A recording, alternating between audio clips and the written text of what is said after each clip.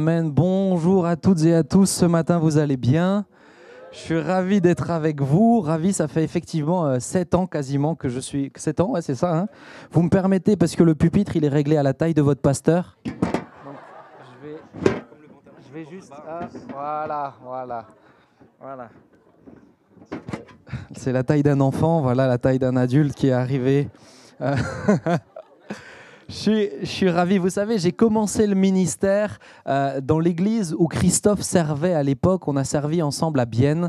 J'ai commencé le ministère il y a bientôt 10 ans, non, 10 ans à plein temps, bientôt, oui. Et puis j'ai commencé le ministère 3 ans avant à Bienne où je faisais un mi-temps dans une église. Et Christophe était là. C'est là où on a appris à se rencontrer, à se découvrir. Et puis quand il y a eu l'implantation, alors je suis venu, je ne sais pas au bout de combien de temps je suis venu chez vous, mais je suis venu assez vite. Et puis ça fait, voilà, avec le Covid, la vie fait que il y a beaucoup de choses à faire, mais c'est toujours une joie pour moi de visiter. Et c'est un peu le cœur du message ce matin. C'est une joie pour moi parce que c'est pas juste des gens que je viens visiter, c'est la famille. Alléluia, c'est une famille. C'est pas juste une famille parce que je connais Christophe. Nous sommes frères et sœurs. Est-ce que tu peux dire bonjour à ton frère ou ta sœur? Pour de vrai. Pour de vrai. Pour de vrai. Alléluia. Avant d'aller plus loin, permettez-moi aussi de saluer, je ne sais pas s'il y a des internautes, des gens qui sont là de passage aussi, qui suivent la PO. Est-ce que vous pouvez juste lever votre main? Est-ce qu'on peut les accueillir encore, s'il vous plaît? Soyez les bienvenus. C'est une joie pour nous. Vous savez, je le disais à Christophe, quand on se déplace à Mulhouse, on annonce toujours nos déplacements. Pour 2 raisons. La première, c'est que c'est une joie pour nous de rencontrer les bien-aimés qui nous suivent sur Internet et de les rencontrer en chair et en os. Souvent, on me dit « Ah, mais nous, on vous connaît, mais vous ne nous connaissez pas. » La chose la plus difficile à digérer, c'est quand on me dit « tu parais plus petit dans la vraie vie, en fait. » Je pensais... on me le dit souvent. C'est pas vrai, oui, mais tu as vu la taille de ton mari, c'est normal que tu dises ça aussi. Ça, tu te rattrapes comme tu veux. Hein. Je crois que je vois Yannick. Salut Yannick, ça me fait très plaisir de te voir aussi. Très, très heureux. C'est une joie pour moi, bien-aimé. Vous avez les salutations de la porte ouverte de Mulhouse. Et puis, si vous êtes de passage, si vous n'avez pas d'église, eh bien, soyez les bienvenus ici. C'est un lieu de vie, c'est un lieu où on progresse. Et le but, c'est ça l'église. Alléluia. Ce matin, j'ai à cœur de vous parler un petit peu de ce sujet parce que, voyez-vous, je crois que malheureusement, nous pouvons avoir tendance à cloisonner l'évangile, à le sectoriser, le secteur de la guérison, le secteur du pardon, le secteur des relations, le secteur des fruits de l'esprit. Mais j'aimerais vous dire que l'évangile, ce n'est qu'une seule chose. L'évangile, c'est un tout. Les dons de l'esprit vont de pair avec le fruit de l'esprit. Ça va ensemble. Alors sur 1 heure d'enseignement, 45 minutes, il est normal qu'on ne puisse pas tout aborder. Mais je crois que malheureusement, des fois, nous mettons l'emphase que sur un aspect, pensant que si on met l'emphase sur cet aspect, on progressera sur cet aspect. Mais j'aimerais vous dire que vous ne vivrez pas pleinement la puissance de Dieu si vous ne vivez pas pleinement la sainteté que Dieu exige.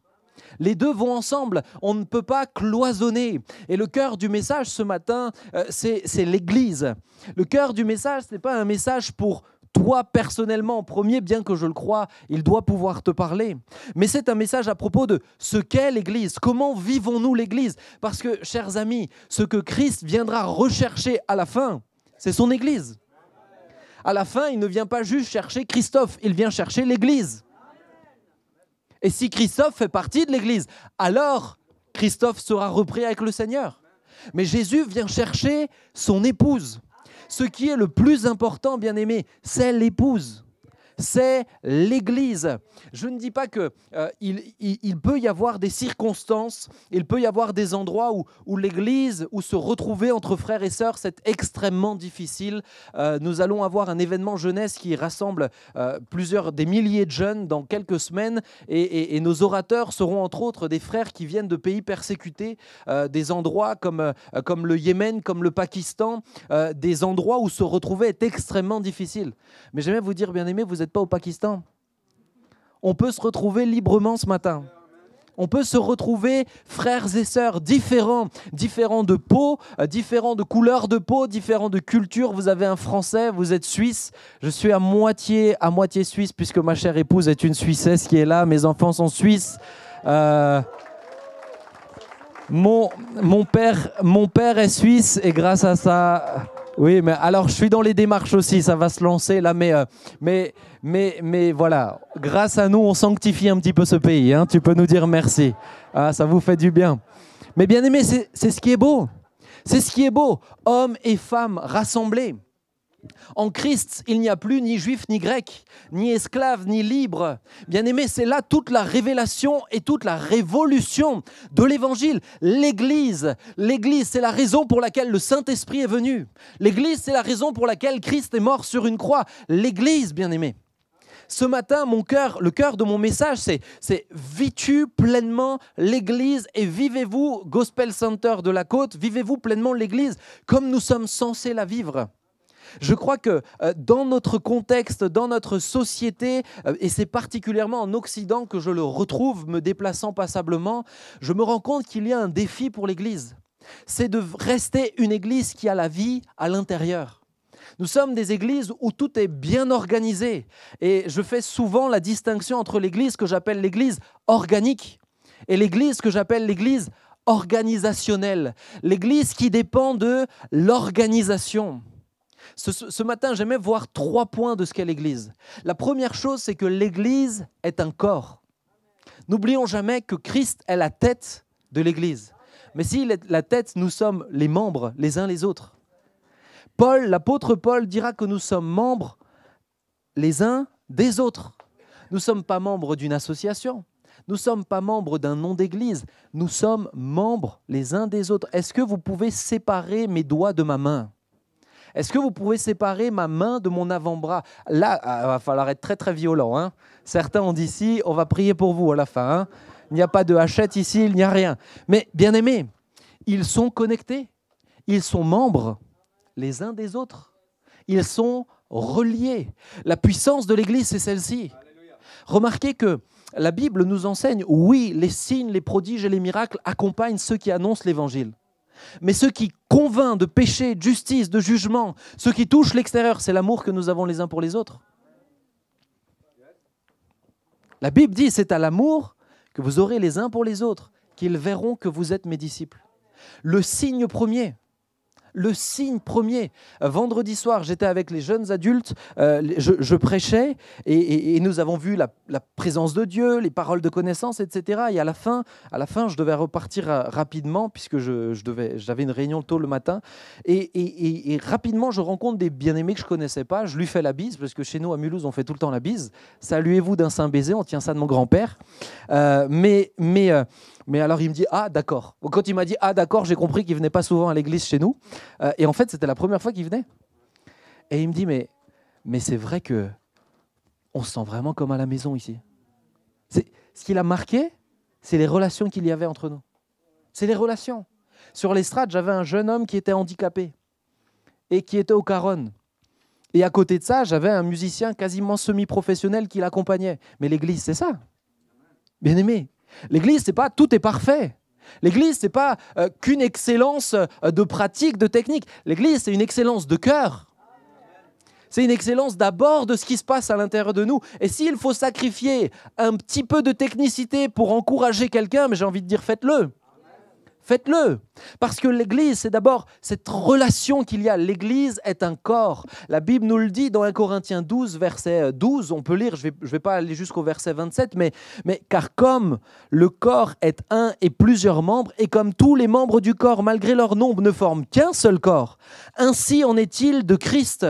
Nous avons tous, en effet, été baptisés dans un seul esprit pour former un seul corps, soit juif, soit grec, soit esclave, soit libre, et nous avons tous été abreuvés d'un seul et même esprit.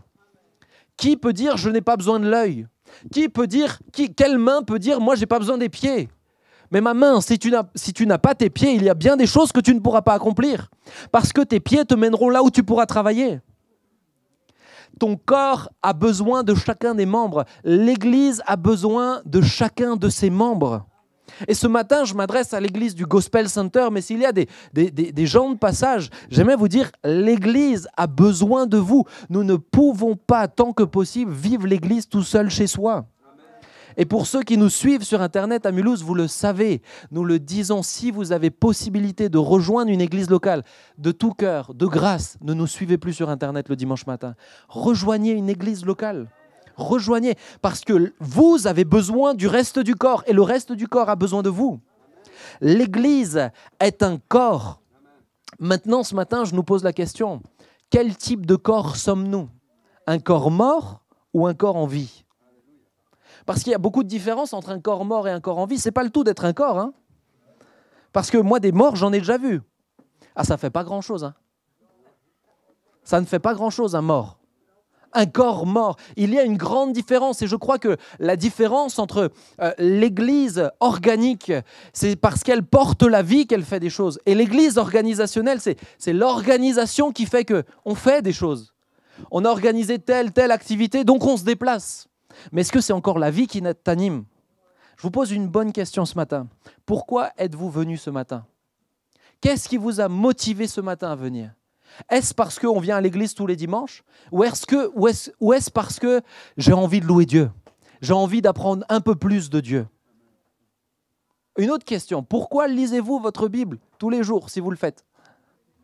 Est-ce parce qu'on lit la Bible tous les jours et qu'on me l'a dit depuis que je suis gamin? Ou est-ce parce que vraiment vous voulez connaître Christ? Moi, ne répondez pas trop vite. Hein. Parce que quand on s'arrête très honnêtement avec nous, on peut avoir tendance... C'est une caméra? Ouais, j'ai tendance... Moi, je touche tout et tout. Mais vous avez bien fait de tout éloigner. Hein. Mais un jour, j'avais un verre en verre, je l'ai cassé, je me suis coupé la main pour le récupérer, je prêchais, je saignais en même temps. J'ai failli tomber de l'estrade une fois. Moi, je fais vraiment n'importe quoi, très maladroit. Mais t'as bien fait, j'ai vu ta tête, Sabina. Elle va, oh là là, Seigneur. Mais bonjour. Mais je crois bien aimé que c'est extrêmement important. Extrêmement important. Pourquoi faites-vous ce que vous faites? Un jour, je me suis posé la question, permettez-moi de reprendre cette image, je me suis posé la question de que se passe-t-il quand un corps meurt? Alors peut-être ce n'est pas le genre de question que vous vous posez, mais si jamais vous posiez la question, je vais vous donner la réponse ce matin. Que se passe-t-il à heure zéro? L'arrêt du cœur et de la respiration, l'un entraîne l'autre. Ensuite, l'arrêt de la circulation sanguine. Au bout de 30 secondes, sans alimentation en oxygène, le corps passe en mode économie d'énergie. Les cellules stoppent leur activité. Il n'y a notamment plus de communication interneuronale. L'activité électrique du cerveau disparaît. Le patient perd conscience. Puis, dans un dernier sursaut, les neurones sortent de leur état inhibé et libèrent toute leur énergie stockée, ce qui se manifeste par un pic d'activité électrique. Au bout de 4 à 5 minutes privées d'oxygène, les cellules de l'ensemble du corps se décomposent et elles se dévorent les unes entre les autres, ce qu'on appelle l'autolyse. Au bout de 30 minutes, conséquence de la mort de leurs cellules, les organes lâchent les uns après les autres, en commençant par le foie riche en enzymes. Suivent le pancréas et les reins. Au bout d'une heure, le corps baisse d'1 degré par heure jusqu'à atteindre la température ambiante. Au bout de 2 heures, le calcium nécessaire à la contraction des fibres musculaires s'accumule. C'est ce qu'on appelle la rigidité cadavérique. Autrement dit, 1. Arrêt du cœur et de la respiration. 2. Cessation de la communication nerveuse. 3. Pic d'activité. 4. Autolyse, destruction intérieure. 5. Cessation de l'activité des organes. 6. Rigidité cadavérique. Et moi, voyez-vous, en réfléchissant à ça, je vois un grand parallèle avec les églises. Et un certain type d'église. C'est l'église qui n'a plus la vie à l'intérieur d'elle. 1. La cessation du cœur, le feu du premier amour, la passion s'arrête. L'ADN est oublié, on a l'impression d'étouffer. 2. La cessation de la communication. Nous ne parlons plus les uns entre les autres. Il n'y a plus cet échange. Chacun vient, consomme, repart. Il y a une cessation de communication. On ne s'ouvre plus, on ne se confesse plus, on se cloisonne petit à petit. 3. Un pic d'activité naît dans ces églises. L'activisme ne fait pas de vous une église vivante. Faire beaucoup de choses ne fait pas de vous une église vivante. Au contraire, c'est peut-être un signe de mauvaise santé. Parce que quand ton corps meurt, il y a un pic d'activité, mais ça ne veut pas dire qu'il va bien. L'activisme est un danger pour l'Église. Vouloir en faire toujours plus, encore et encore et encore, n'est-ce pas juste là un massage cardiaque pour essayer de maintenir le peu de vie qui reste? Je vous parle en toute honnêteté. Ce que je vous prêche là, je le prêche à Mulhouse. Parce que je crois qu'il peut y avoir un risque avec des agendas. Cette semaine, je travaillais sur des agendas jusqu'à fin 2027, début 2028. Je me disais, mais on a des vies qui sont dingues. On a des vies qui sont dingues. On se dit, mais c'est pas possible. Tout est organisé, tout est planifié, tout est clarifié. Mais bien aimé, il y a là un danger si on vit l'Église que par des rendez-vous. Il y a là un danger que si vous vivez l'Église par des engagements, votre nom dans une case pour un service. C'est beaucoup plus que ça, être disciple de Christ. C'est beaucoup plus riche que ça, beaucoup plus vivant que cela. Bien-aimés, les organes lâchent les uns après les autres, c'est la 5e étape. Les organes ne répondent plus dans l'Église. On ne connaît plus notre place. On ne sait plus faire marcher nos talents pour le corps de Christ. C'est 20 qui travaillent et 80 qui applaudissent. C'est la loi de Pareto. 20% produisent les efforts pour les 80% autres. Bien-aimés, 5. Rigidité cadavérique. L'Église n'est plus capable de s'adapter aux circonstances. L'Église n'est plus capable de s'adapter à la saison. L'Église n'a pas besoin de monter dans une montagne pour faire son monastère. Son monastère, c'est les 4 murs du bâtiment. On n'arrive plus à s'adapter, on n'arrive plus à être pertinent pour la société, on n'arrive plus à avoir un message clair. Et quand on demande de s'adapter parce que peut-être qu'il faut déménager, il faut que l'Église se retrouve ailleurs, ah non mais ça me fait trop loin. Mais est-ce qu'on se rend compte de ce que certains chrétiens frères payent ailleurs ? Nous rendons-nous compte de ce qu'ils payent ? Bien-aimés, la rigidité cadavérique, c'est un très mauvais signe pour l'Église. Elle n'est pas du tout organique. Elle n'est pas du tout organique. Il y a, je le crois, chers amis, un danger à vivre l'Église de cette manière-là. L'Église est un corps, mais un corps qui doit être vivant. Parce que c'est le corps vivant qui est capable d'être flexible, qui est capable de se mouvoir, de se déplacer, de sauter, de ralentir, de ramper, de courir. C'est l'Église. C'est l'Église que Christ cherche. Et c'est ça qu'il attend de nous. C'est toute l'Église organique et l'Église organisationnelle, c'est toute la différence qu'il y a entre un oiseau et un avion. C'est la différence qu'il y a entre un oiseau et un avion. Les deux volent. Les deux peuvent voler. Mais ce qu'un oiseau fait, un avion ne pourra jamais le faire.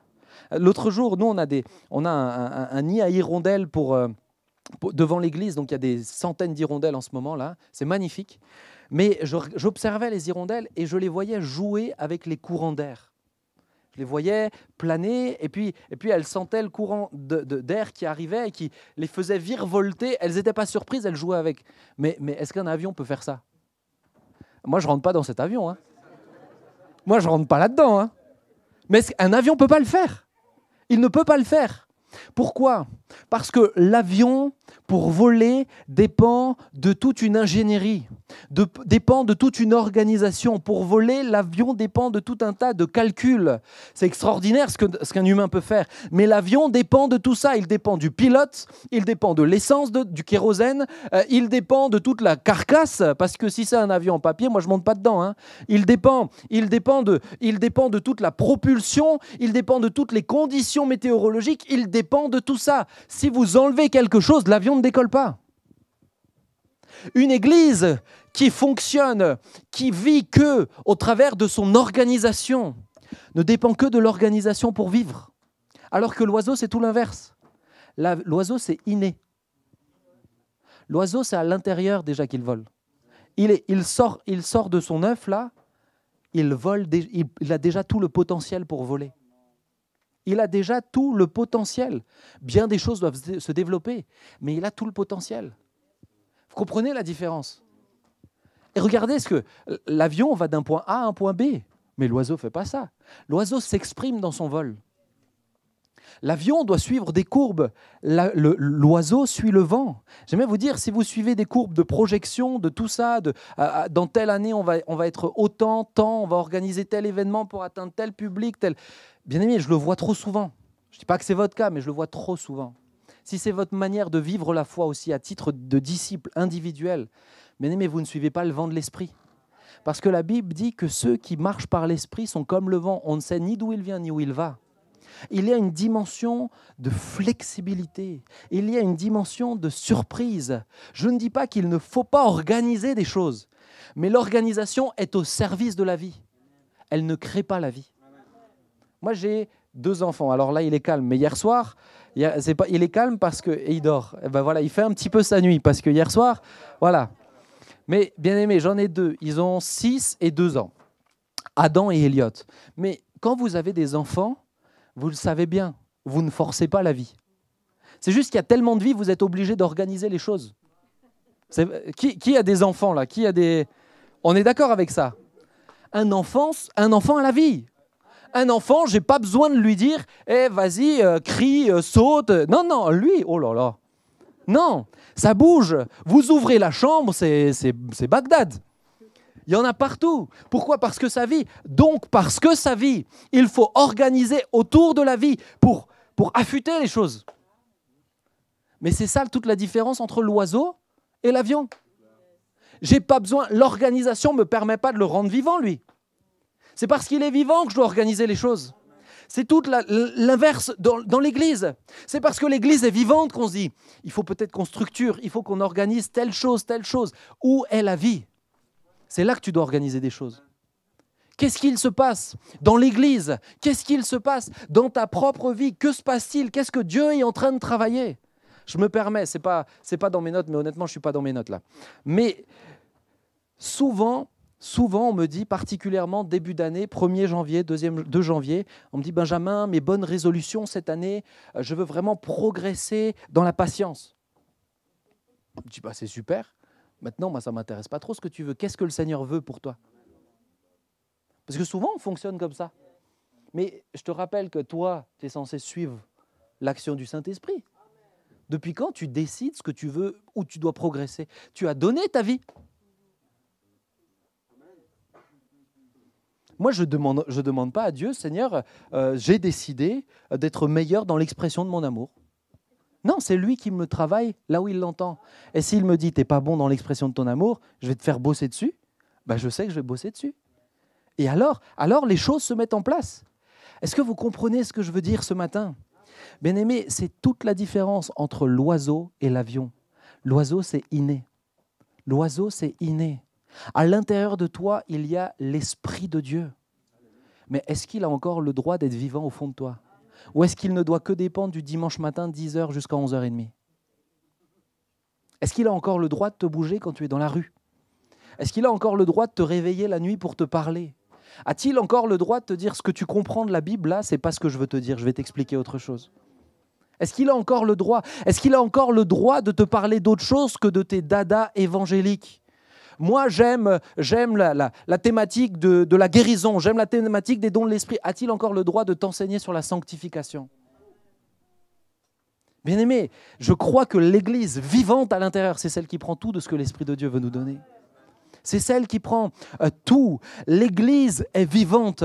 L'Église, c'est ce corps. Mais parce qu'il y a un danger face à nous, je crois que nous l'oublions. Le danger, dans notre contexte, c'est le consumérisme et l'individualisme. Nous sommes dans une société de consommation.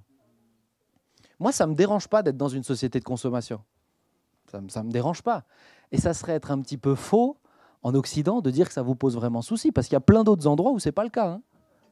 Moi, ça ne me dérange pas, mais ça me dérange quand c'est dans l'église. Ça ne me dérange pas d'aller dans un restaurant et de m'attendre en tant que consommateur à être bien servi. Ça ne me pose pas de souci. Au contraire, je l'attends même. Ça ne me pose pas de problème. Mais l'église, c'est une famille, ce n'est pas un restaurant. L'église est une famille, pas un restaurant. Je le disais dernièrement, mais je suis surpris qu'aujourd'hui, sur Google, vous pouvez mettre des avis sur les églises. Ah là, il y a quelqu'un qui est en train de vérifier les avis sur Google de église chaleureuse, bien accueillie. Quand je vais dans un restaurant, je peux me permettre d'exiger tout cela. Parce que derrière, je paye. Derrière, je paye. Quand je vais dans un restaurant, oui, j'y vais. Pourquoi? Parce que je regarde les avis sur Google.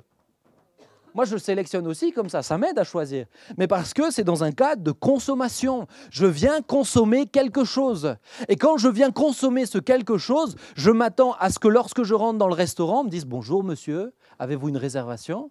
Oui, non, très bien, il nous reste une table pour deux, je vais vous placer, elle me place, elle me tire la chaise, elle me donne ma carte, j'attends que ça soit pas trop long, j'espère que mon steak il est cuit comme je l'ai demandé et pas comme un steak, comme une semelle de chaussure, je l'attends et si c'est le cas, je vais me permettre de le dire parce qu'à la fin je vais payer, de dire c'est pas du tout ce que j'ai demandé, merci de le refaire. Mais c'est la société de consommation ça. Quand vous achetez un produit et qu'il se casse, vous le renvoyez. Une famille, ça ne se passe pas comme ça. Imaginez que maintenant, vous mettez une note sur Google sur votre famille. Imaginez que vous mettiez une note sur votre famille, les jeunes. Vous allez voir votre maman, vous rentrez chez elle, dire le repas ne fut pas fameux, une demi-étoile, j'ai attendu longtemps, j'ai dû débarrasser la table, j'ai dû... Mais imaginez que vous fassiez... Moi, ma mère, mais elle m'en retourne, elle fait un aller-retour. Pourquoi ? Parce que tu ne traites pas la famille comme un restaurant. Tu n'es pas dans... Là, il y a un cri du cœur d'une sœur, là. Hein. S'il y a les enfants qui sont là, c'était ciblé pour vous, hein, pas pour le reste. Mais bien aimé, tu ne gères pas la famille comme tu vas dans un restaurant. Tu ne mets pas de notes. Si quelqu'un vient à ce moment-là, tu t'attends dans un restaurant qu'on te donne une place. Mais dans une famille, vous avez l'ado prépubère qui est sur son téléphone, là, qui tire toujours la tronche, et vous avez la grand-mère qui arrive, il n'y a plus de chaise. Qu'est-ce qui se passe là ? Ce qui se passe, c'est que tous les tontons se lèvent et le dégagent. Mais c'est une famille, ça. Mais ça, tu ne vas pas faire ça dans un restaurant. Tu ne vas pas te lever, dégager les gens en disant non, mais là... Mais non. Mais bien aimé, dans la famille, ça se passe comme ça. Pourquoi je vous dis ça ? Parce qu'il nous faut vivre l'Église. L'Église organique, c'est une famille. Il nous faut vivre les relations comme une famille. Si vous êtes là comme des consommateurs, venir, juger, repartir, vous ne faites pas partie de la famille. Je vais vous le redire plus clairement. Vous ne faites pas partie de la famille. Autrement dit, vous ne faites pas partie de l'Église. Vous n'êtes que des consommateurs. Ne vous trompez pas, chauffer une chaise ne fait pas de vous des membres de la famille. Je sais que ça peut paraître très direct, mais c'est le cri de mon cœur. Parce que lorsque le Covid est arrivé, j'ai vu beaucoup de gens repartir. Mais Dieu, lui, ne les avait jamais même vus dans les locaux. Spirituellement, on les voyait là, mais ils ne faisaient que chauffer des chaises. Frères, sœurs, chaque membre de la famille a son rôle. Quand tu es membre de la famille, tu sers. Tu sers la famille. Quand je mange chez ma grand-mère, je n'attends pas qu'on me dise « tu dois débarrasser ». Je vais débarrasser. Mais on sert. Ah non, mais c'est pas mon rôle. Mais moi, je fais ça dans ma famille, mais je me fais mordre. Hein. Même ma femme, hein, elle me mord. C'est une Serbe. Donc, elle est suisse-serbe. Hein. Elle a des sacrées dents aiguisées. Hein. Mais suisse-allemande en plus. Suisse-allemande-serbe, vous imaginez ? Oh là là. C'est pour ça que le Seigneur l'a mis avec un Français. Hein. Mais pour rééquilibrer le tout. Mais bien aimé, il y a besoin de revenir à des relations familiales. Ça m'amène, vous me permettez de parler encore un petit peu ? Ça m'amène à ce point-là.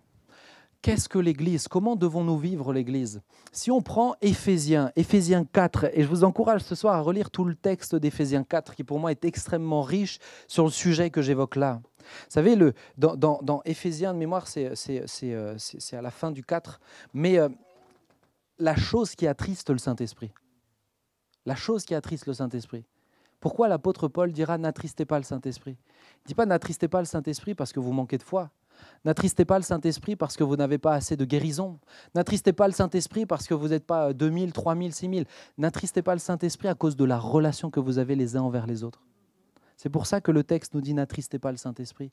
Il dit « ne soyez pas durs les uns envers les autres ». Ne soyez pas durs les uns envers les autres. Des fois, on peut être durs les uns envers les autres. Et des fois, l'Église n'est pas le lieu où on manifeste le plus d'amour. Parce que lorsque l'Église ne porte plus la vie en elle, elle ne dépend que de sa structure. Et quand on déçoit la structure, alors on est dur. Alors on est dur. Quand on ne fait pas le taf, je vais le dire comme ça, quand on ne fait pas le job, alors on est dur. Ah non, mais les jeunes, c'est devenu n'importe quoi. Mais c'est tes petits frères et tes petites sœurs. Tu es son tonton, sa tata, tu es sa grand-mère, son grand-père. J'espère que tu ne parles pas comme ça de tes petits-enfants. Parce que c'est à toi d'investir en eux. Regardez, Éphésiens 4, les ministères. C'est à lui qui a donné les uns comme apôtres, les autres comme prophètes, les autres comme évangélistes, les autres comme bergers et enseignants. Il l'a fait pour former les saints aux tâches du service en vue de l'édification du corps de Christ. Pourquoi les 5 ministères d'Éphésiens sont là? Quel est l'objectif? L'objectif, c'est de former les saints. Et le mot « former » ici signifie « rendre mature » en vue de l'édification du corps, ce que nous formons, de Christ. Pourquoi les ministères sont là? Ils sont là pour former les saints. J'aimerais vous amener peut-être une autre manière de voir les ministères. Pour moi, les ministères, et quand je lis ce texte, l'objectif premier des ministères de l'évangéliste n'est pas de faire de l'évangélisation, c'est de former les saints à témoigner, à porter l'évangélisation dans leur cœur. Le but du pasteur n'est pas de faire toutes les visites, c'est de former les saints à s'aimer et se soutenir les uns les autres. Le but du docteur n'est pas de faire que des grosses prédications et sortir un livre par an. C'est de former les saints à savoir comment étudier et méditer la Bible. Quand vous réfléchissez l'Église comme ça, toutes mes décisions aujourd'hui, dans la direction de tout le mandat que j'ai pour l'Église à Mulhouse, dépendent de cela.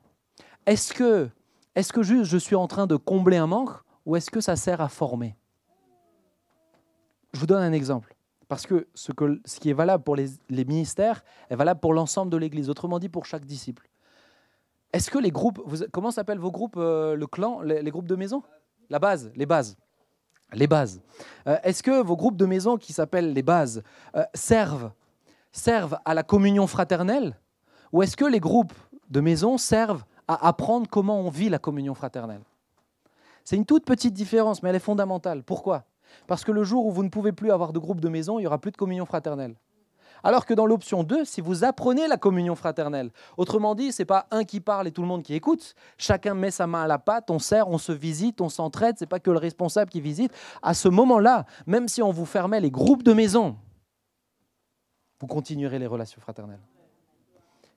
Est-ce que ce que vous faites sert à transmettre quelque chose? Bien-aimé, l'Église qui vit à l'intérieur, la véritable Église, c'est une famille. Et dans une famille, il y a une transmission. Aujourd'hui, je suis ce que je suis parce que j'ai eu mon grand-père, parce que j'ai eu mon père. Mais mon père est ce qu'il est parce qu'il a eu son père et son grand-père. Et mon grand-père était ce qu'il était parce qu'il a eu son père et son arrière-grand-père.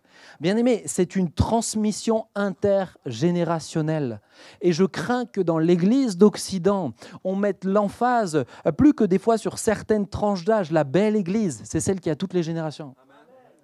La belle Église, c'est celle où on voit les petits, on voit les pré-ados, on voit les ados, les jeunes adultes, les quarantenaires, les cinquantenaires, on voit les anciens. Il y a une transmission et ce n'est pas chacun son activité. Il y a des mélanges, il y a des échanges. Aux jeunes gens, allez connecter avec les anciens parce qu'ils ont l'expérience et l'héritage que vous n'avez pas. Mais aux anciens, allez connecter avec les jeunes parce qu'ils ont besoin de votre sagesse. Je vous assure que leur culture et leur contexte est beaucoup plus difficile que ce que vous viviez idéologiquement parlant. Beaucoup plus difficile. Ils ont besoin d'être entourés de personnes qui ont les reins solides parce que leur contexte est extrêmement violent. Et on parle de persécution dans les endroits, on parle de la persécution marteau et la persécution étau. Et la persécution marteau, c'est celle qui est physique. La persécution étau, elle est idéologique, elle est enfermée. Je peux vous assurer que la réalité des jeunes aujourd'hui n'a rien à voir avec ce qui se passait il y a 30 ans. 40 ans, même 20 ans, elle n'a rien à voir. Je vois de plus en plus de jeunes sous cocaïne. Je vois de plus en plus de jeunes qui idéologiquement se posent des questions de genre, se posent des questions d'orientation sexuelle, se posent des questions, mais sur tout un tas de sujets, bien aimés. Il leur faut des modèles. Mais pour avoir des modèles, il faut des gens qu'ils puissent regarder vivre, pas juste à qui ils font un bisou le dimanche matin. Vous savez, l'église que je rêve, c'est une église où les anciens disent à leur pasteur « Écoute Christophe, moi j'ai une pièce à retaper dans ma maison, j'ai plus l'énergie, mais si tu m'envoies 3 jeunes, je leur donne cette connaissance-là parce que je sais retaper.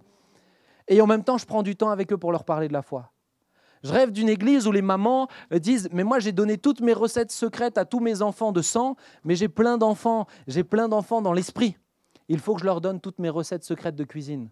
Envoie-les-moi, je vais les former. Je rêve de cette église-là. Je rêve de l'église où les jeunes comprennent. Mais il y a là un héritage qui, à un moment donné, finira par partir dans l'éternité. Si vous ne l'avez pas reçu, vous ne le recevrez pas plus tard. Comprenez-le bien. Bien-aimés, c'est une urgence. Parce que c'est maintenant que ça commence. Christ avait avec lui des jeunes ados. Christ avait avec lui des jeunes gens. Il y a besoin de se mélanger. Non pas les élites spirituelles avec les élites spirituelles. Non pas les anciens et les cheveux blancs ou plus de cheveux du tout avec les anciens et plus de cheveux du tout. Mais non pas les jeunes avec les jeunes. Des fois, il faut parler de manière spécifique à telle tranche, pas de problème. Mais l'Église, c'est celle qui se mélange, c'est une famille. Les beaux repas, c'est les repas de famille. Alléluia. Est-ce que ça va pour vous ce matin ? Je crois qu'il y a là un enjeu. Et nous avons bien aimé cette responsabilité. Comprenez, qui a la responsabilité de la transmission ? Est-ce seulement ceux qui comprennent une grande partie de la foi ? Je ne pense pas. Je pense que chacun a la responsabilité de transmettre ce qu'il a compris. On a eu la grâce d'ouvrir une école à Mulhouse, à l'église chez nous, qui s'appelle l'école Oberlin, donc de la maternelle jusqu'en primaire chez nous. Et le principe fait partie aussi du principe Montessori. Et pour la maternelle, les plus grands apprennent aux plus petits. Mais quand je vous dis les plus grands, ils ont quel âge les plus grands ? Ouais, 5 ans. Donc ils apprennent à ceux qui ont 3 ans. Mais pourquoi on fait ça ? Mais parce que ceux qui ont 5 ans sont regardés comme les grands pour les 3 ans. Et ils ont le même vocabulaire. Il y a besoin de transmission. Ne vous dites pas que c'est la maîtresse qui doit tout apprendre. Ce n'est pas le pasteur qui doit tout apprendre. Peut-être que toi, tu es au point, tu n'as pas fait tout l'alphabet du point A au point Z. Et peut-être que toi, tu es au point A au point C. Amène tous ceux qui te regardent au point C. Et laisse ceux qui sont au point C peut-être les amener plus loin. Moi, je ne comprends pas. Ah, Seigneur, moi, je peux pas faire des disciples. Tu sais, moi l'exégèse de Lévitique, je ne maîtrise pas. Est-ce que tu as vraiment compris le plan du salut ? Si tu l'as compris, transmets-le. Occupe-toi de ça. Laisse l'exégèse de Lévitique à Christophe. Il le maîtrise sur le bout des ongles. Laisse-lui. Il le fera très bien. Mais bien aimé, chacun a sa responsabilité. Dans une famille, chacun a sa responsabilité. Quand je suis avec mes nièces et mes neveux, ne dites pas c'est pas les miens. Je dis jamais c'est pas les miens, je m'en occupe pas. Nous, il y en a combien là ? Il va y en avoir 20 cet été. Et ouais, il va y en avoir 20 ou 21 ? 21, voilà, je me retrompe sur les chiffres aujourd'hui. Mais au bout de 21, on a le droit. Hein. Mais quand ils sont autour de moi, s'ils font des bêtises, pensez vraiment que je dis non, ça c'est pas... Il y a les parents. Mais non, tonton est là, si je dois leur tirer les oreilles, je leur tire les oreilles. Mais bien aimé, aujourd'hui, on a l'impression que même dans la famille, on ne peut plus faire ça. Mais j'ai envie de vous dire, dans l'église, moi dans l'église, quand j'étais plus jeune, tout le monde, j'étais enfant, on appelait tout le monde tonton et tata. Et mes enfants, c'est ce qu'on leur inculte. C'est tonton Jérémy, c'est tonton Bertrand, c'est tonton Claude. Pourquoi ? Parce que c'est la famille. C'est la famille. Ne privez pas, pour les jeunes parents, ne privez pas vos enfants de la sagesse qui est autour de vous. Parce que c'est un vivier qui est là. Et ce sont des frères et sœurs bien intentionnés. Alléluia. Bon, je ne dis pas à tous les anciens de mettre des baffes aux gamins, là, ça risque d'être compliqué sinon. Mais je ne veux pas créer de guerre. Hein. Mais bien aimé, pour lutter contre le consumérisme et l'individualisme, il faut ramener la famille dans l'église. Il faut ramener la famille, fêter les anniversaires, se soutenir les uns les autres. Il faut ramener la famille. J'étais touché parce que je donnais ce témoignage dernièrement. Il y a une sœur de l'église qui, elle fait sa part. C'est un modèle de foi. Elle a son quart à fond, c'est une ancienne. Et les anciens, une fois qu'ils sont fixés sur quelque chose, ils sont bien fixés. Hein. Ils ont compris le concept de rocher sur lequel il faut s'ancrer. Hein. Mais elle est formidable. C'est une personne qui est analphabète, qui n'a pas eu la grâce d'apprendre à lire, etc. Et elle aime parler de Jésus. Et je racontais ce témoignage il y a quelque temps du fait qu'un jour, elle a parlé de Jésus à quelqu'un et elle ne pouvait pas lui lire la Bible. Donc, elle a cherché quelqu'un d'autre dans la rue. Elle lui a donné de l'argent pour qu'il puisse lire la Bible à l'autre. Et ça, c'est... Moi, mais c'est ce que je disais aux jeunes. Je disais, mais vous devriez vous asseoir à côté de femmes comme elle. Parce que le jour où elle part, vous n'aurez rien. Moi, c'est une grâce pour moi de pouvoir donner ces témoignages, mais vous devriez vous asseoir à côté d'elle. Et ça a touché une jeune prof, une jeune maîtresse. Et elle m'a écrit, là, il n'y a pas longtemps, elle m'a dit, écoute, cette histoire m'a touché. Moi, je passe mon temps à apprendre aux enfants à lire. Je connais la méthode, je pourrais l'adapter à cette maman. Si tu veux, si elle le souhaite, moi, je m'occupe de lui apprendre à lire. Mais c'est ça, l'Église. L'Église, c'est pas que taper dans les mains.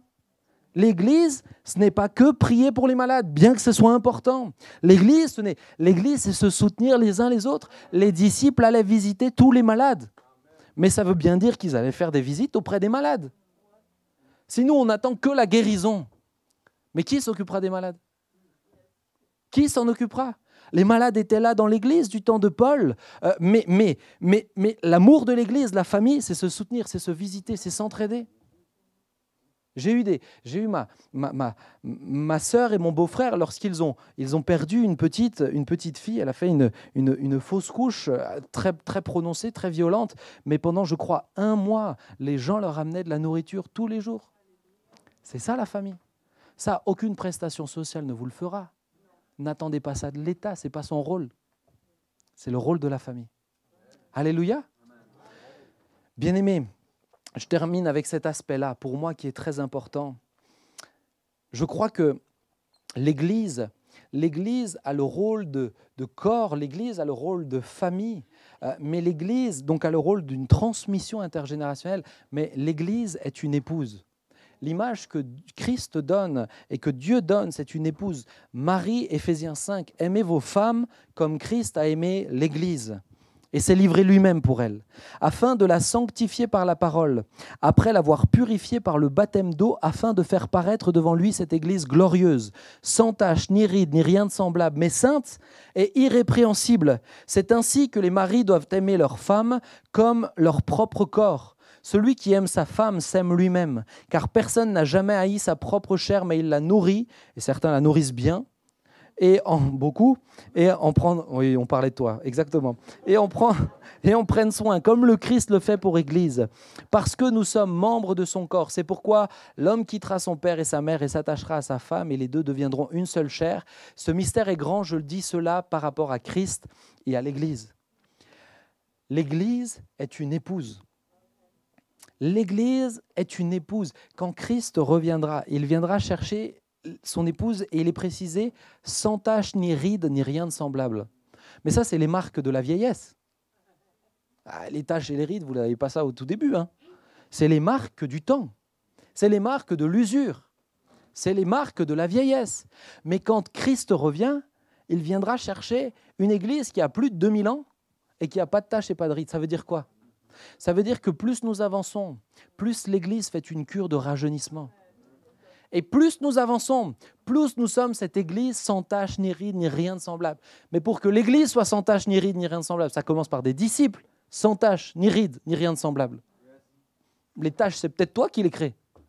À toi de laisser l'Esprit de Dieu te sanctifier, te purifier, te laver, te rajeunir de plus en plus. Mon grand-père qui aujourd'hui est parti, mais dans sa foi, dans son esprit, c'était un jeune homme. Dans sa sainteté, c'était un jeune homme. Il n'était pas âgé, il n'était pas usé physiquement, oui. Ah là, il avait du mal. Mais à l'intérieur, il vivait une vie saine. Vous comprenez? Mais c'est ce qui rend l'Église sans tache, ni ride, ni rien de semblable. Il n'était pas attaché à des titres, il n'était pas attaché à des fonctions, il était disciple de Christ et il transmettait qu'il parle, qu'il aime, qu'il serre dans ses bras, qu'il prie pour les gens, qu'il enseigne. Il transmettait parce qu'il est disciple. L'Église est une épouse. L'Église et Dieu cherche, Christ cherche son épouse. Est-ce qu'on a conscience, avons-nous conscience de ce que ça veut dire ?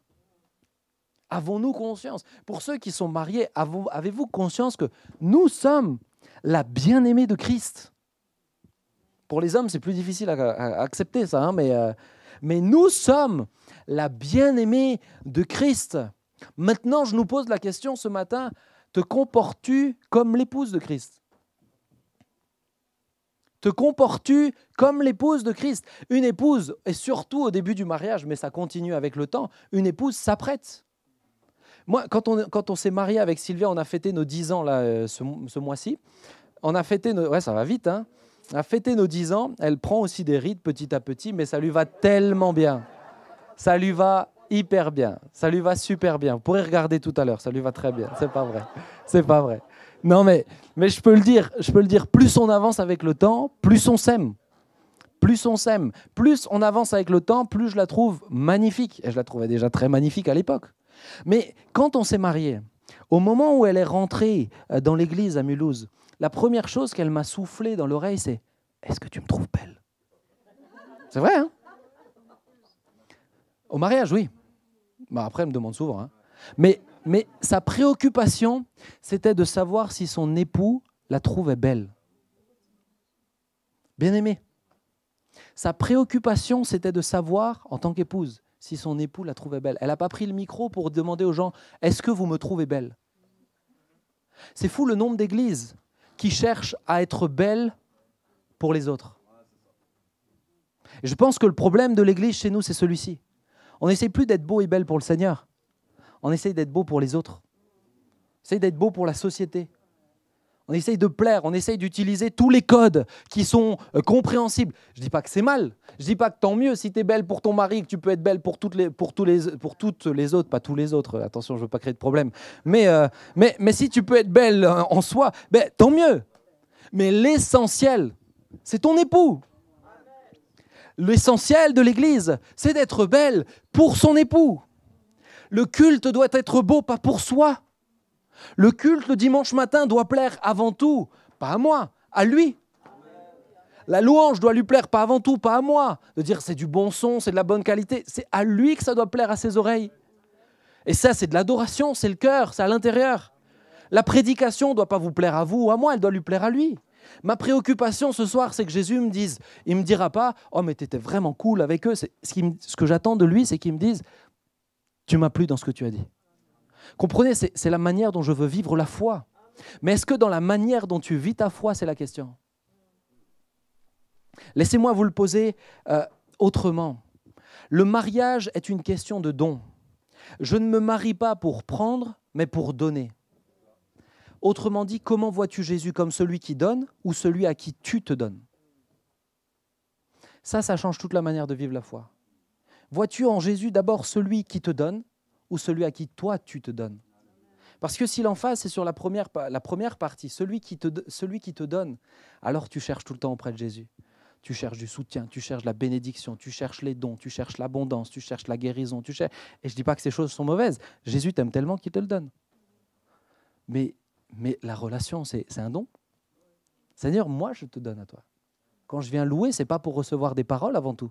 Quand je viens louer, c'est pour lui donner. Et s'il n'y a pas de paroles, Seigneur, ça t'a fait plaisir. Ce n'est pas mon cœur. Quand je viens, c'est pour te donner. Je te donne tout ce que j'ai. Je te donne toute ma vie. Et je te donne inconditionnellement. Et ce matin, je vous laisse avec ça.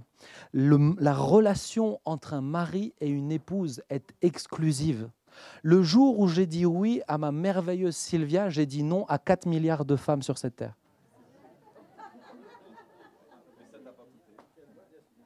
Quelle modestie. Ah, si tu savais, mon frère. Mais un jour, j'ai prêché comme ça. En plus, j'ai fait l'inverse de ce qu'on prêche. On se donne à une. J'ai dit, tu ne te donnes plus à 4 milliards. C'était le sujet de la prédication. Mais bien aimé, c'est un fait. En disant oui à une seule, toute ma vie, je dis non à 4 milliards. Le mariage est un don exclusif. Et elle a le droit alors de m'exiger que ma relation avec elle soit exclusive. Ta vie de disciple, faisant partie de l'épouse de Christ, doit être exclusive pour Christ. Christ n'accepte pas le mélange. Christ n'accepte pas le compromis. La Bible nous dit que Dieu est un Dieu jaloux. Mais Christ, parce qu'il a payé, parce qu'il est un bon mari, a le droit de te l'exiger. Il a le droit de te dire, ça je ne veux pas dans ta vie parce que tu es mon épouse. Ça je ne le veux pas, tu ne te donneras pas à un autre. Malheureusement, c'est ce que nous voyons trop souvent. L'épouse doit se donner entièrement. Pourquoi? Parce que si quelque chose se rajoute, c'est tout le corps qui se gangrène. Un seul membre du corps qui se compromet, je parle sur le plan physique, il faut l'amputer. Regardez comment Paul est très clair dans les églises. Il dira Il dira, si vous avez fait toutes les étapes et la personne n'abdique pas sur ses compromis, ses choix de vie, à un moment donné, ne le traitez plus comme votre frère, qu'il n'ait plus de place parmi vous. C'est extrêmement dur. Mais bien aimé, quand il vaut mieux amputer que de laisser tout le reste du corps mourir. Ça, chez nous, on a du mal. Ah non, mais chacun est libre de... C'est pas ce que la Bible dit. La Bible dit que si tu te réclames faisant partie du corps, étant de l'épouse, si tu gangrènes tout le reste, à un moment donné, il faut que tu sois retranché. Il faut que tu sois retranché. Et je l'ai livré à Satan dans l'espérance qu'il puisse revenir à Christ. Mais imaginez que votre pasteur vienne vous dire ça. Ah, en 2025, c'est difficile ça. En 2025, c'est difficile. Bien-aimé, ça montre à quel point Christ veille sur son Église. Il veille sur son Église. Il cherche une Église qui se livre totalement. Pas d'idole en plus, pas de carrière, pas de projet personnel. C'est pour toi, par toi, en toi. Combien utilise l'Église comme une plateforme? Combien utilise l'Église pour se faire briller? Mais si tu as trop d'orgueil et beaucoup de talent, il ne vaut mieux pas que tu montes sur l'estrade. Parce que l'Église, ce n'est pas pour toi. Nous sommes au service du Maître. Nous sommes l'épouse. Nous le mettons, lui, en valeur. Et si je m'apprête, c'est pour que tout le monde lui dise à lui, mais qu'est-ce qu'elle est belle, ton épouse. Regardez la femme vertueuse de Proverbe. Et tous les hommes viennent voir le mari en louant son épouse. En disant, mais quelle grâce tu as. Mais l'épouse fait tout ça pour ça. Bien-aimé, l'épouse se garde pure. L'épouse se donne entièrement. Alors malheureusement, c'est ce que Dieu a vécu avec le peuple d'Israël tant d'années, d'où la prophétie d'Osée. Marie, une prostituée, aime-la de tout ton cœur, rattache-la, donne-lui un nom nouveau. Mais cette femme retourne avec ses anciens amants. Retourne avec ses anciens amants. Imaginez que je dise à Sylvia, je te donne tout mon cœur, toute ma vie. Mais une fois par mois, tu me laisses aller voir une autre. Je ne serai plus vivant, elle a dit. Vous voyez ? Menace de mort en direct sur Internet, chérie. T'imagines ça ? Ah là là. Mais là, on se dit, t'es un grand fou. Mais nous faisons ça avec le roi des rois. Bien-aimé, ce que je viens de dire là n'est rien comparé à ce que nous faisons au roi des rois. Est-ce qu'on le réalise ? Le réalisons-nous ? Quand nous nous donnons entièrement, quand l'épouse s'apprête, quand ses réflexions, c'est Seigneur, qu'est-ce qui te fait plaisir à toi ? Dans ma manière d'agir, de parler, de réfléchir. Tes mots sont pour lui, tes mains sont pour lui, tes projets sont pour lui, tes pensées, ton argent, tes talents, tout est pour lui. Quand tu réfléchis en tant que disciple ainsi, alors forcément ça amène un élan de sanctification dans l'Église. Vous savez, il y a, et je conclus avec ça, et j'aimerais qu'on puisse prier après, s'il vous plaît. Peut-être si quelqu'un, l'équipe de louange peut me rejoindre.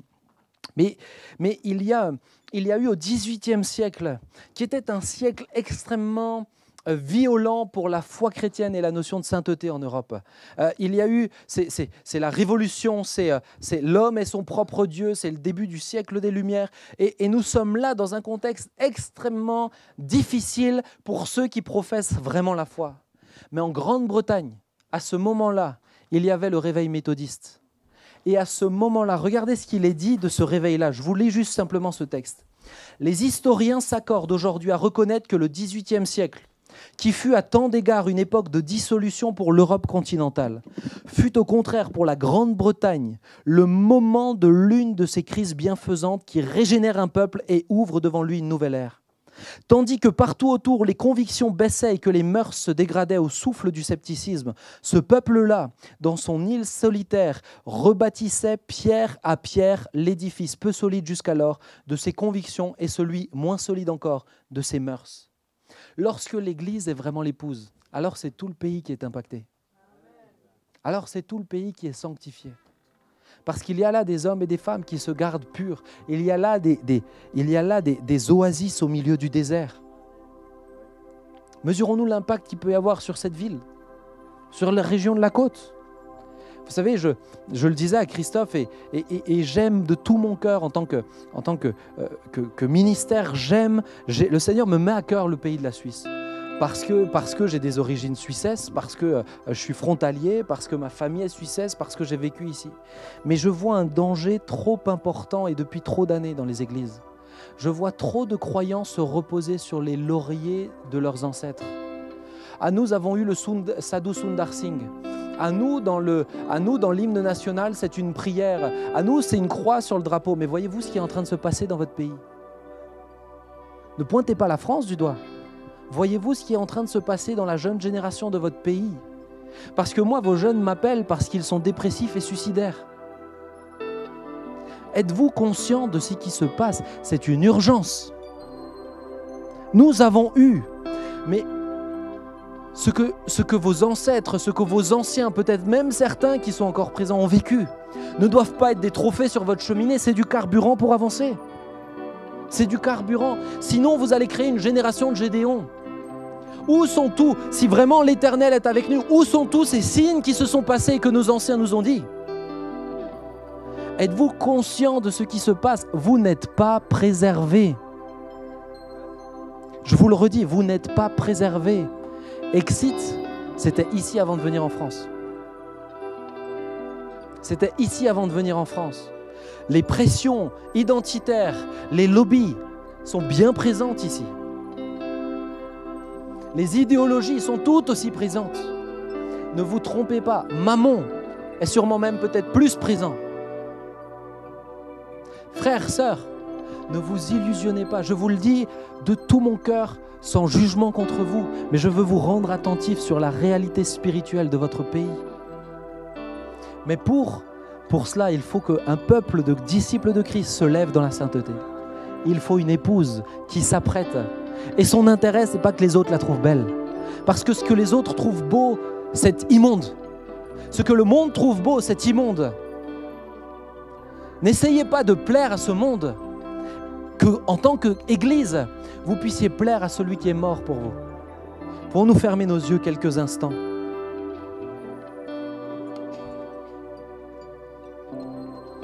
Ce matin, je veux vous parler avec le plus d'honnêteté possible. Et je ne vous jette pas la pierre. Parce que le Seigneur sait, et j'en suis bien conscient, que dans ma propre vie, que dans l'Église de laquelle je fais partie, il y a encore des taches et des rides. Mais ce matin, frères, sœurs, si le Seigneur m'a demandé de venir ici, m'a demandé de prêcher sur cela, c'est parce que cela est nécessaire. C'est parce que cela est nécessaire. L'Évangile est complet. Et tu as besoin en tant que disciple de réellement prendre la mesure de ce que cela signifie. Tu fais partie du corps. Tu as besoin des autres membres et les autres membres ont besoin de toi. De la même manière que les doigts ont besoin du reste de la main, ont besoin des pieds, tu as besoin et les autres ont besoin de toi. Mais réalise également ce que cela signifie que l'Église est une famille. Chacun, nous devons avoir un œil sur les autres, un œil bienveillant, un œil qui encourage, un œil qui relève, un œil qui transmet. Il doit y avoir une transmission qui se fait, non pas parce qu'elle est organisée, mais parce que c'est la vie. Mais parce que c'est la vie dans un contexte où chacun retourne chez soi, ne se parle plus une semaine. L'Église doit être différente, bien-aimés. Les relations ne doivent pas dépendre des moments organisés dans ce bâtiment. On ne va pas à l'église, nous sommes l'église. L'église se retrouve le dimanche matin. Mais nous n'allons pas à l'église, nous sommes ensemble l'église. Fais-tu partie de la famille? Ou es-tu consommateur? Viens-tu au restaurant ce matin? Et enfin, prends la mesure de ce que cela signifie une église qui est l'épouse. Que Christ viendra rechercher, nous dit Apocalypse, sans tache, ni ride, ni rien de semblable. Une église qui se purifie, une église qui peut dire « mais rien ne peut me séparer de l'amour de Dieu manifesté en Jésus-Christ ».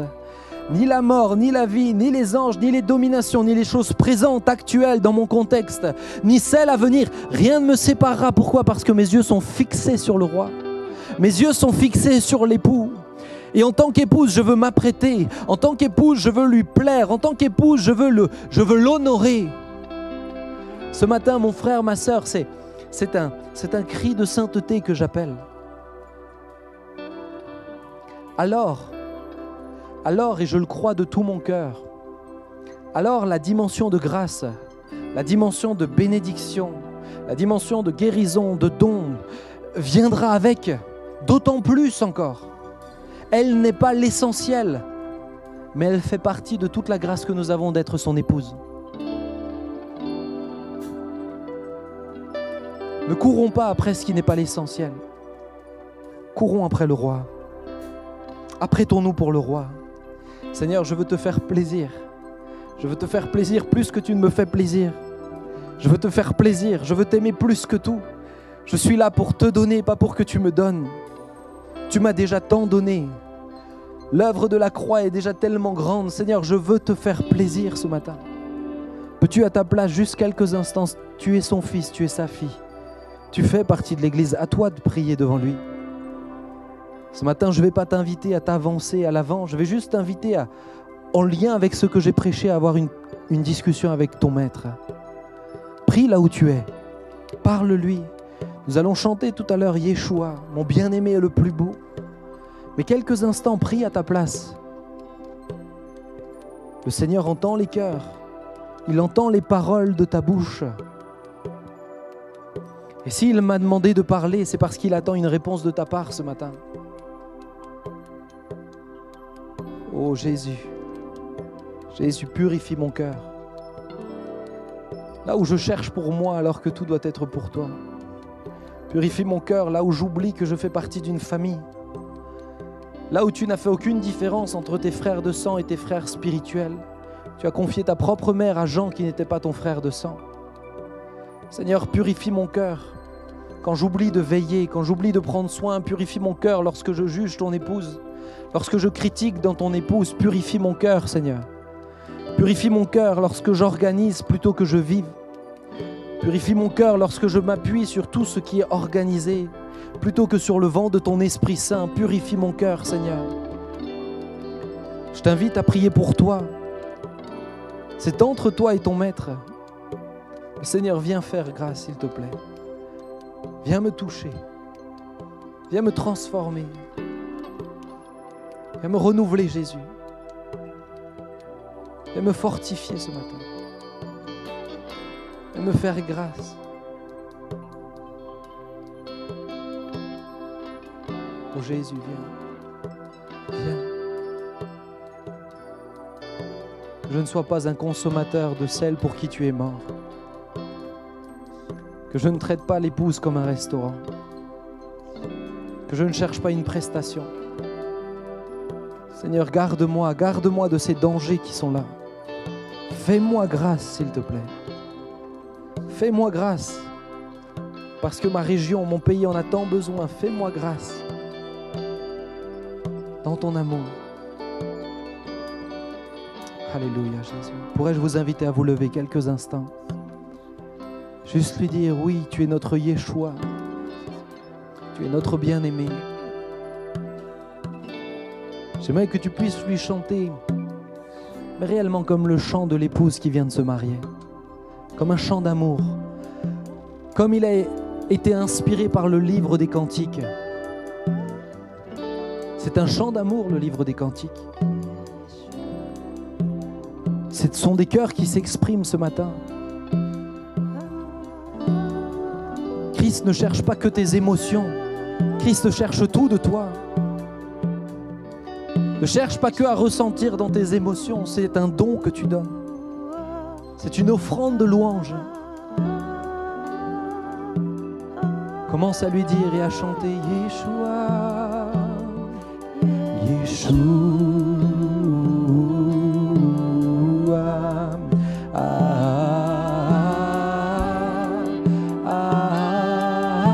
oh, chante le nom de Yeshua, Yeshua, oh aime Yeshua, honore Yeshua.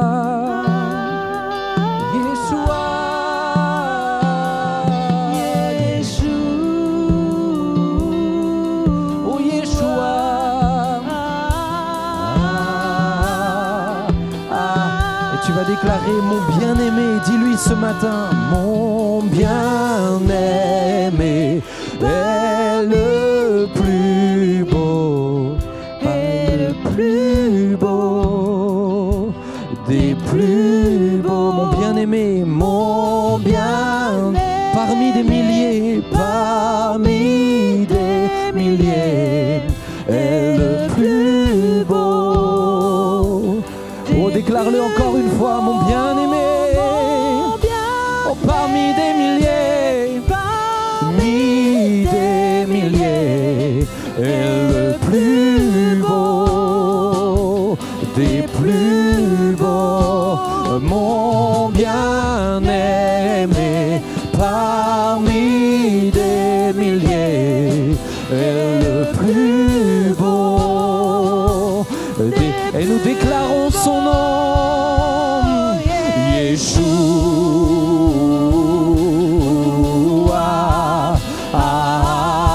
Oh, nous t'offrons notre amour, Jésus. Nous t'offrons notre amour,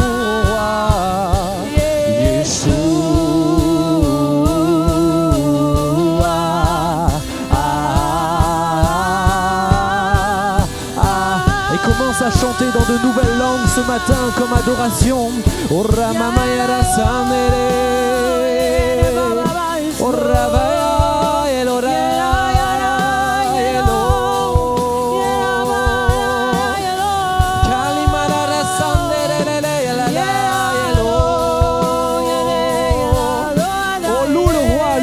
Ce matin, oh, que ce soit ton chant d'amour pour lui, offre-lui. Et son ababa,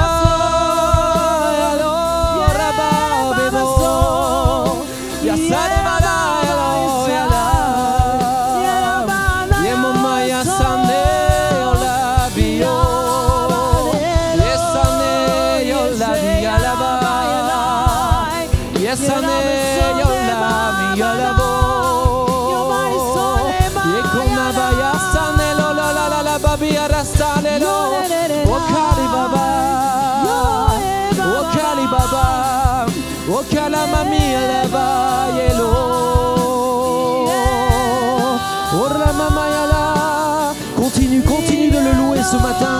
On va calmer.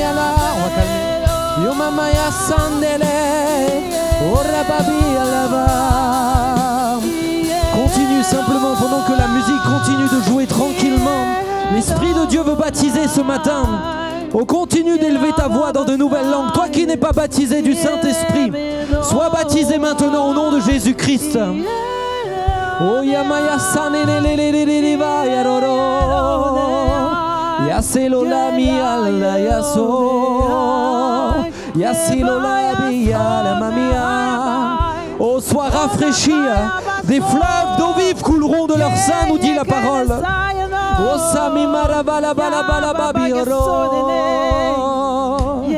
Maya Mamia Lastanelolo Yala Yora Mama Yalola La Via Yelo Mami Yoro Yelo Mami Yarelo Leva Yaso Yelo Va Yelo Sa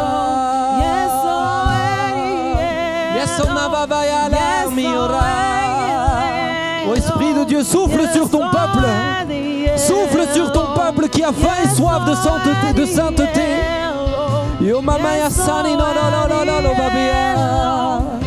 Rabbi bala bala bala bala babia loro.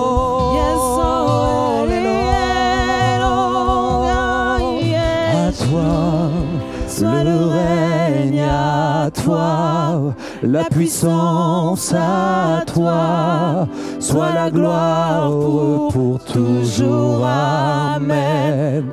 À toi le règne, à toi la puissance, à toi soit la gloire.